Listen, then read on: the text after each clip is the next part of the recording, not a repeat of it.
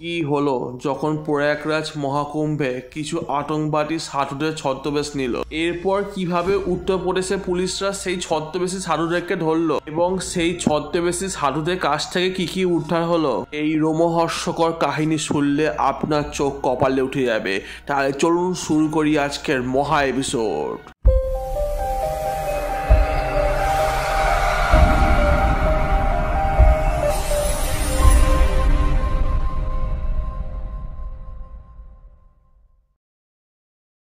আপনারা সবাই জানেন এবছর প্রয়াগরাজ মহাকুম্ভে একটার পর একটা দুর্ঘটনা লেগেই রয়েছে।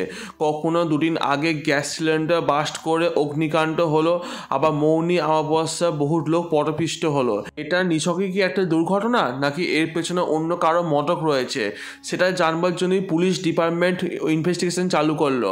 অনেক তদন্ত করার পর তারা দেখলো যে এখানে কিছু সন্দেহভাজন সাধু এই প্রয়াগরাজ মহাকুম্ভে এসে উপস্থিত হয়েছে। উত্তরপ্রদেশের পুলিশ ডিপার্টমেন্টরা এই বিষয়টিকে গুরুত্ব দিয়ে দেখবার জন্য গোটা প্রয়াগরাজ মহাকুম্ভ জুড়ে সিসিটিভি ক্যামেরা ইনস্টল করলো। এবার উত্তরপ্রদেশের পুলিশ ডিপার্টমেন্ট প্রচুর ইনভেস্টিগেশন করার পর দেখতে পেল যে সিসিটিভি ক্যামেরাতে কিছু সন্দেহভাজন সাধুদেরকে দেখা গেছে। এবার উত্তরপ্রদেশের পুলিশ ডিপার্টমেন্টের মধ্যে একজন প্রশিক্ষণপ্রাপ্ত পুলিশ ছিল, তার নাম ছিল রাম সিং।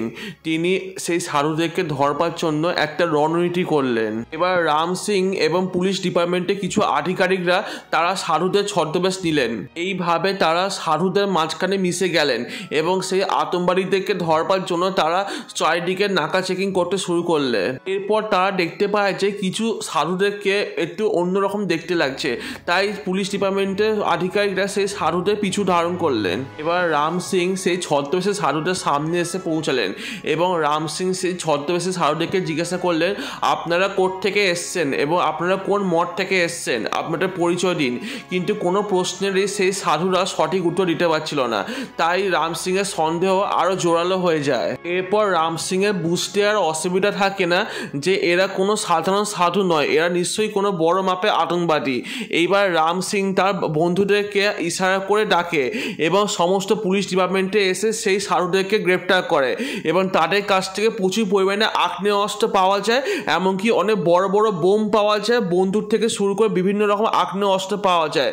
তারা এই প্রয়াগরাজ মহাকুম্ভে বোম ফিট করতো এবং বড় মাপের সন্ত্রাসবাদী হামলা চালাবার চেষ্টা করছিল, এটাই তাদের প্ল্যান ছিল। এবং এই আতঙ্কবাদীরা বলল যে এরাই নাকি প্রয়াগরাজ মহাকুম্ভের মধ্যে অগ্নিকাণ্ড করেছিল এবং মানুষদের পটপিষ্ট করার ঘটনাটাও এরাই নাকি জড়িত ছিল। এইভাবেই এরা প্রয়াগরাজ মহাকুম্ভের মধ্যে সন্ত্রাসবাদী হামলা চালাবার চেষ্টা করেছিল এবং এদের নেক্সট টার্গেট ছিল প্রয়াগরাজের মধ্যে বোম ফিট করে দেওয়া, যাতে বহু মানুষ মারা যায়। কিন্তু উত্তরপ্রদেশের পুলিশ ডিপার্টমেন্টের তৎপরতার জন্য প্রয়াগরাজ মহাকুম্ভে বড় সন্ত্রাসবাদী হামলার থেকে বেঁচে গেল। তো বন্ধুরা, আজকে এই রোমহর্ষকর কাহিনীটি আপনাদের কেমন লাগলো আমাদের অবশ্যই কমেন্ট করে জানাবেন।